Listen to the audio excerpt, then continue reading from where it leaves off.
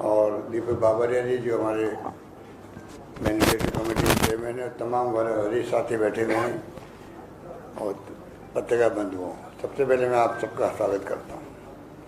आज ऐतिहासिक घड़ी है क्योंकि किसी पार्टी का मैनिफेस्टो जो है वो कमिटमेंट होता है पब्लिक के साथ में, अगर आप ईमानदारी से निभाओ तो।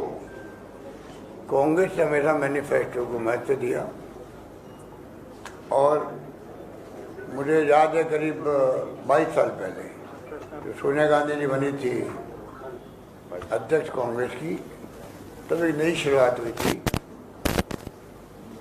और वो शुरुआत थी मैनिफेस्टो को आप महत्व दें और कमिटमेंट रखें जनता के साथ में चुनाव जीतने के बाद में भी।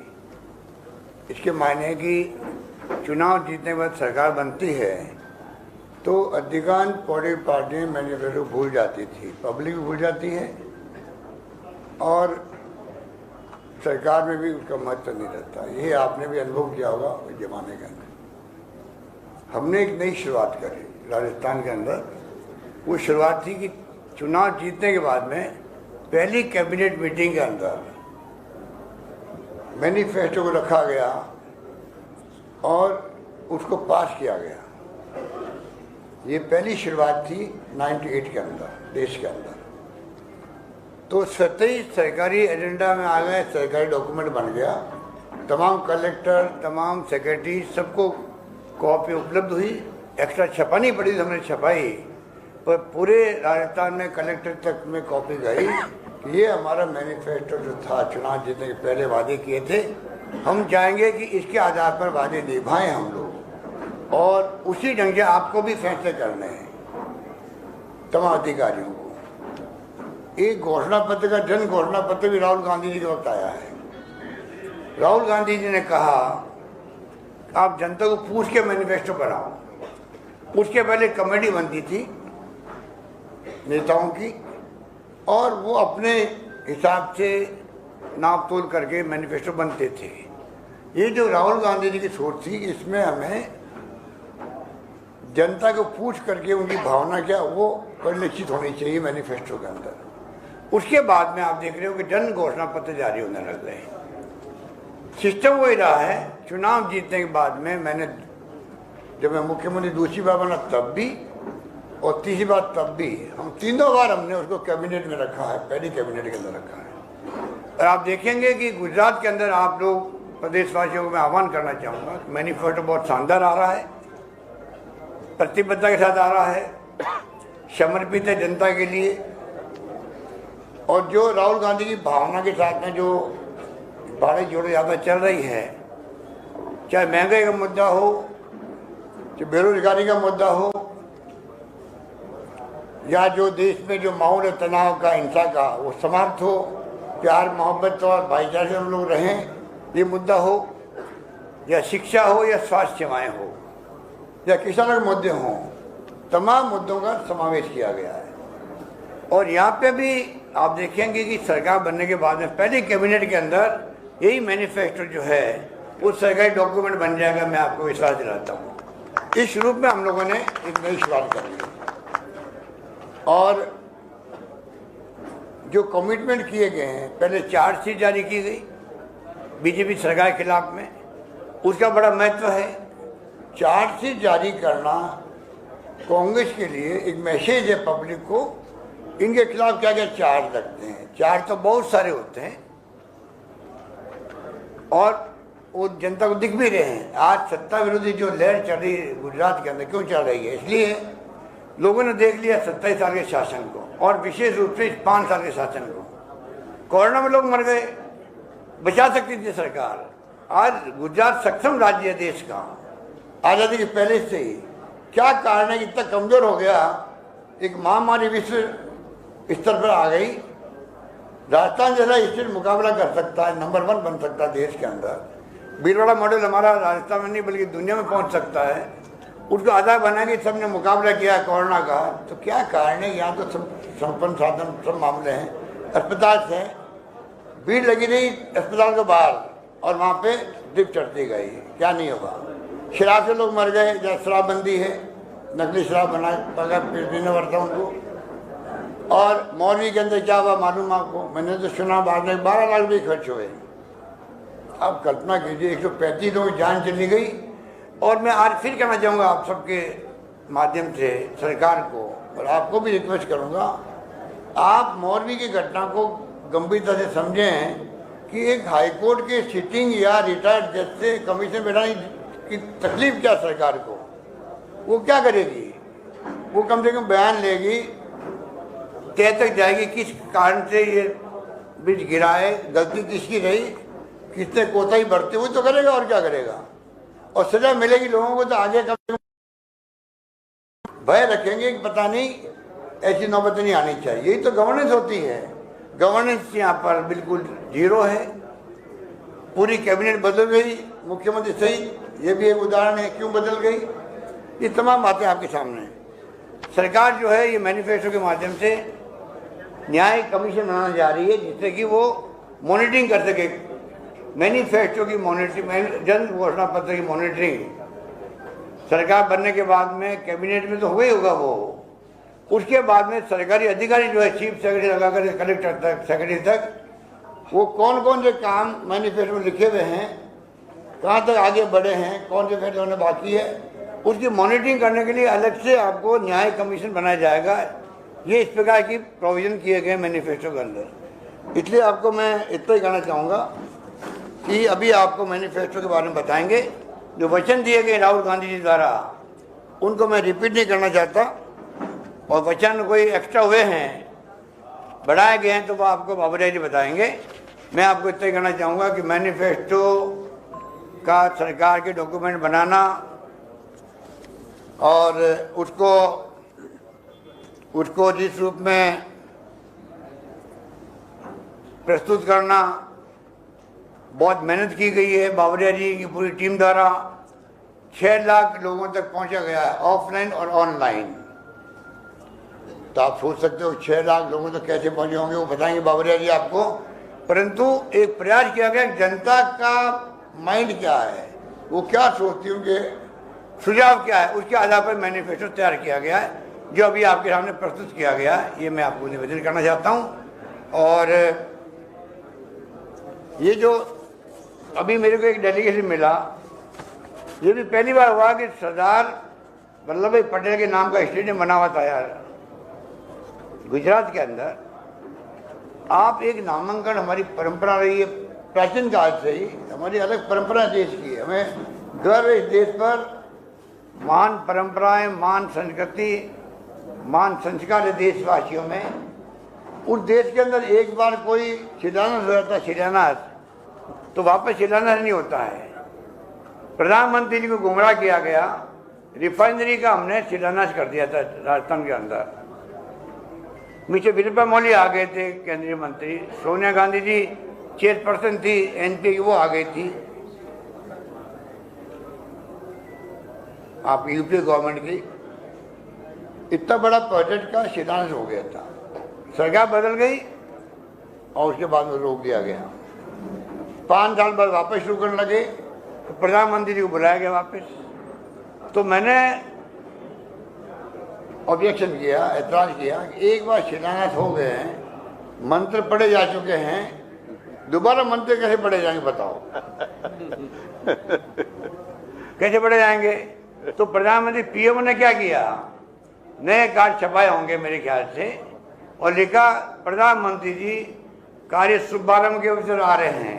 मतलब 5 साल से कार्य शुभारंभ नहीं किया, शिलान्यास हो गया हमारे वक्त में, अब कार्य प्रारंभ के उपलक्ष्य में आ रहे हैं, और वो आए वहाँ पर। अब बताइए आप, सरदार पटेल के नाम का स्टेडियम बन गया। स्टेडियम बनने के बाद में आप कैसे वापस उसका नाम बदल सकते हो नरेंद्र मोदी जी के नाम का? अरे नरेंद्र मोदी देश के प्रधानमंत्री है, इससे बड़ा स्टेडियम बन सकता था। अगर प्रधानमंत्री के नाम का स्टेडियम बना, हमें ऑब्जेक्शन नहीं है। आप सरदार पटेल के स्टेडियम रखते, जरूर थोड़ी वो गुजरात नहीं बने।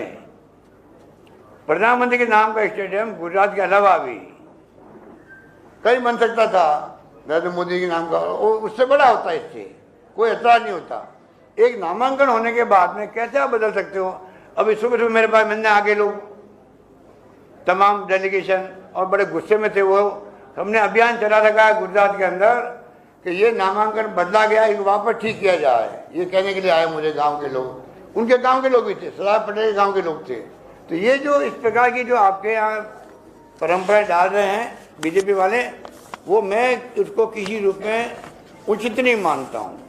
बाकी हमारे जो मैनिफेस्टो है वो भी आप सुनेंगे, उनके मुख्य मुख्य पॉइंट आप चिंतन करेंगे, मनन करेंगे। मैं समझता हूँ उस पर आप जितना हमें सहयोग करेंगे, आर्टिकल लिखना हो, न्यूज़ बनानी हो, आपके ऊपर रहेगा। मीडिया का चौथा स्तंभ है, मैं तो उसको बहुत महत्व देता हूँ ज़िंदगी के अंदर बचपन से ही। और मैं उम्मीद करता हूँ कि मैनिफेस्टो का जो सेंक्टिटी है, सेंक्टिटी रखने वाला काम हमारा है, जो पहले नहीं रखी जाती थी। आज सेंक्टिटी के साथ में हम बात करना चाहते हैं आपसे कि गुजरात के फ्यूचर को देखते हुए, जो आज़ादी के पहले से मजबूत राज्य था, कमजोर पड़ता जा रहा है समय के साथ साथ में। इंडस्ट्री बंद हो रही है, बेरोजगारी की बहुत बड़ी समस्या यहाँ आ गई है जो कि आश्चर्यजनक है। महंगाई की मार यहाँ पे भी है, और शिक्षा, स्वास्थ्य और कर्मचारियों की स्थिति क्या है। और लास्ट पॉइंट में कहना चाहूँगा ओपीएस के बारे में। हिमाचल प्रदेश में तो हवा चल रही है, आंधी चल रही है कि आप मतलब ओपीएस लागू करें। हमारी सरकार हिल गई है वहाँ पर। प्रधानमंत्री को बार बार वहाँ आना पड़ रहा है, प्रधानमंत्री को यहाँ भी आना पड़ता है। वहाँ खुले में लोग हल्ला कर रहे हैं, कर्मचारी, किसी कीमत पर आप हमें ओपीएस लागू कीजिए। यहाँ भी कर्मचारी में गुस्सा है, पर यहाँ भय है साथ में, भय के कारण कर्मचारी बोल नहीं पा रहा बेचारा। यहाँ का भला कर्मचारी है, मन के अंदर आक्रोश उसके भी है, क्योंकि सब चाहते हैं सोशल सिक्योरिटी मिले। कौन नहीं चाहेगा। हमने पहल करी है, छत्तीसगढ़ में हो गया है, पंजाब में लागू हो गया है, झारखंड में लागू हो गया। धीरे धीरे सब राज्यों को करना पड़ेगा। प्रधानमंत्री जी, मैं कहना चाहूँगा, आज तो आप नहीं मान रहे हो, वक्त आएगा आपको ही हमारी बात स्वीकार करनी पड़ेगी। सोशल सिक्योरिटी कर्मचारियों को देनी पड़ेगी, केंद्र में भी, राज्यों के अंदर भी। आज बीजेपी की तमाम राज्यों ने तय कर लिया है कि हमें किसी कीमत पर ओपीएस लागू नहीं करना है। ये उनका ध्येय बन गया है सब लोगों का, जो कि मैं उचित नहीं मानता हूँ। हमने पूरी स्टडी करने के बाद में एनपीएस का मैंने पहले भी आपको कहा, मैं वहाँ पर रिपीट नहीं करूँगा, शायद मैंने हिमाचल में कहा होगा। ह्यूमन राइट कमीशन विरोध कर रहा उसका, नंबर 1 हिमाचल में मैंने कहा प्रेस को। नंबर 2 CNAG, वो कह रहा 15 साल हो गए, 16 साल हो गए, अभी तक उसके नियम ही नहीं बने हैं। एनपीएस की जो नई पेंशन योजना है, ना उसके नियम बने हैं, ना प्रोसेस क्या होगा, कैसा अमाउंट कैसे मिलेगा, कोई अभी तक कार्रवाई नहीं हुई है। आप बताइए। और एनपीएस चल रही है अभी तक भी, नंबर 2। और नंबर 3, जुडिशियल पे कमीशन ने भी कहा हम इसको स्वीकार नहीं करते हैं। और इसलिए इनको कई राज्यों को खाली जनता को भ्रमित करने के लिए कमेटी बनानी पड़ रही है। हिमाचल भी है। बीजेपी राज्य क्या कर रहे हैं कि चलो हमारे ऊपर ये दबाव आ रहा है, हम कमेटी बनाते देखते हैं क्या कर सकते हैं, वो टाइम पास करने के लिए।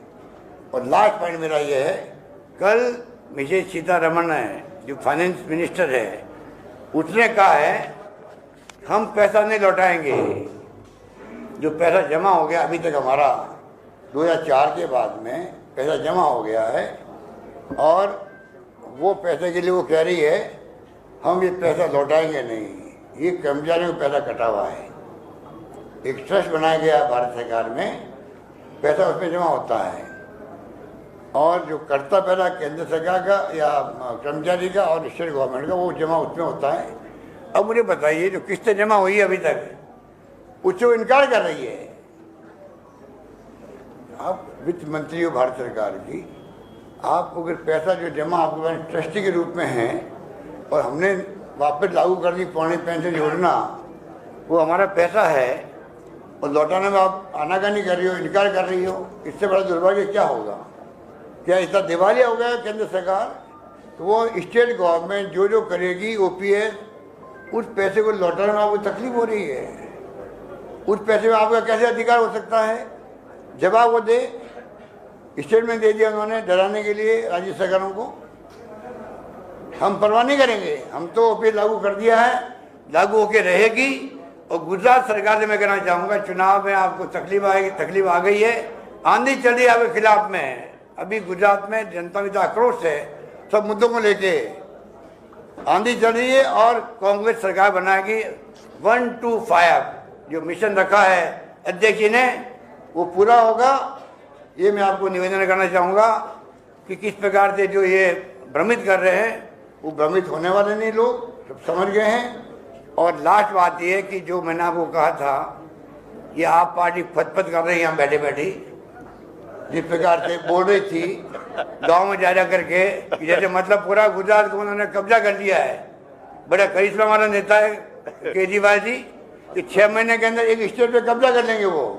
ऐसी दुर्गति उनकी हुई है। मैंने कहा जैसे ही कूदेगी कांग्रेस मैदान में नजर नहीं आएंगे।